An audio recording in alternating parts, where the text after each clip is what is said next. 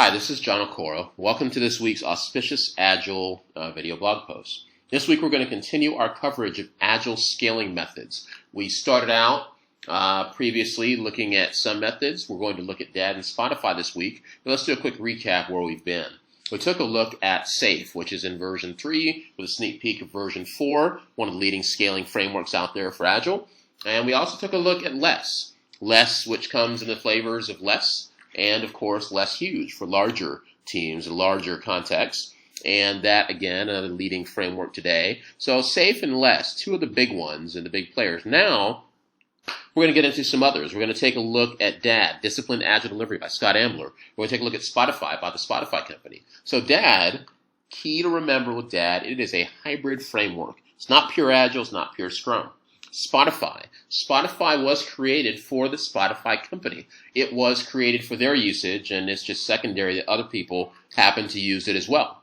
So let's begin, as I like to, with AgileScaling.org's coverage. They give us a great blow-by-blow on the different Agile frameworks and on some of the aspects of how they scale and their completeness of coverage level. So we're going to take a look beginning with the portfolio level. How are budgets allocated? How do we look at the progress and the tracking and program portfolio management? So that's got a medium level of coverage for DAD from AgileScaling.org. And from Spotify, it's low, which is not a surprise because they just don't focus on that side of it. They're really looking at the development of their products.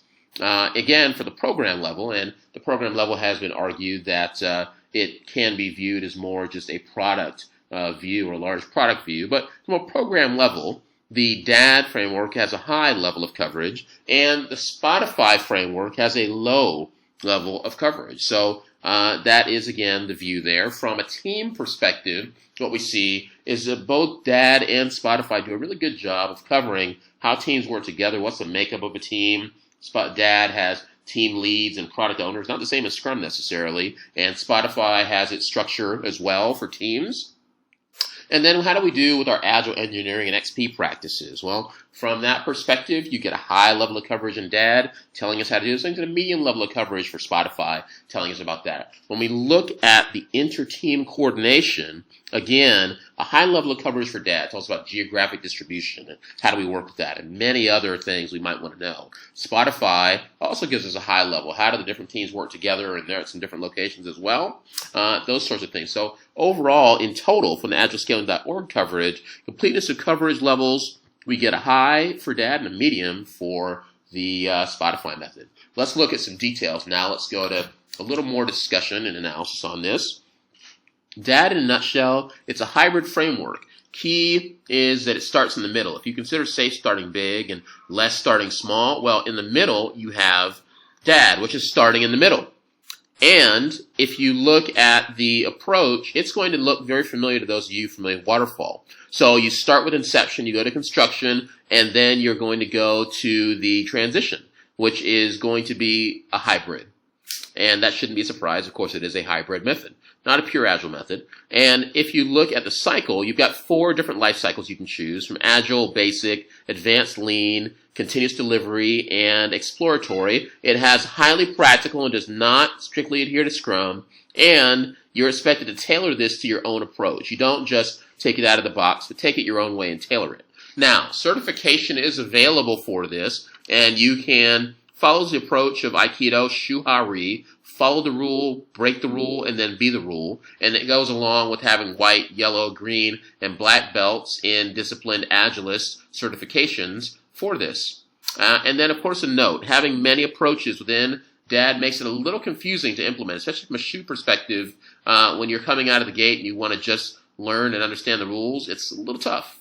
Now let's look at Spotify. In a nutshell, Spotify was created specifically for the needs of the Spotify company. They weren't looking at making a framework to give to everybody. They really were looking at something that was going to work for themselves internally.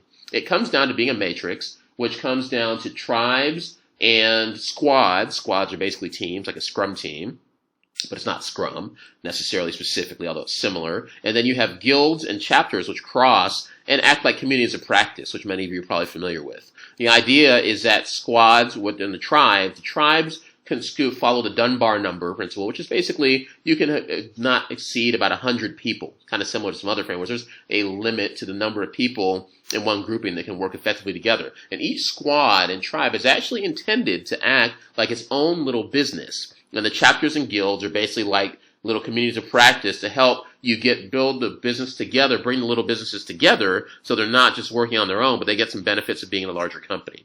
Now, it is a mid-size, 250 people scaling framework that's used at Spotify. It's not very prescriptive, but it's fairly easy to follow. Again, I have seen companies that have worked with this, but then later did actually look for a little more prescriptiveness, if you will.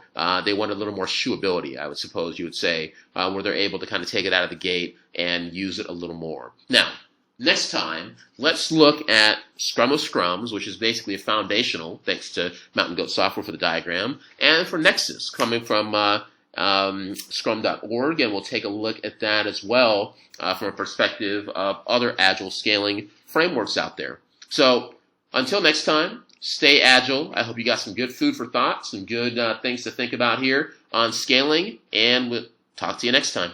Thanks for listening.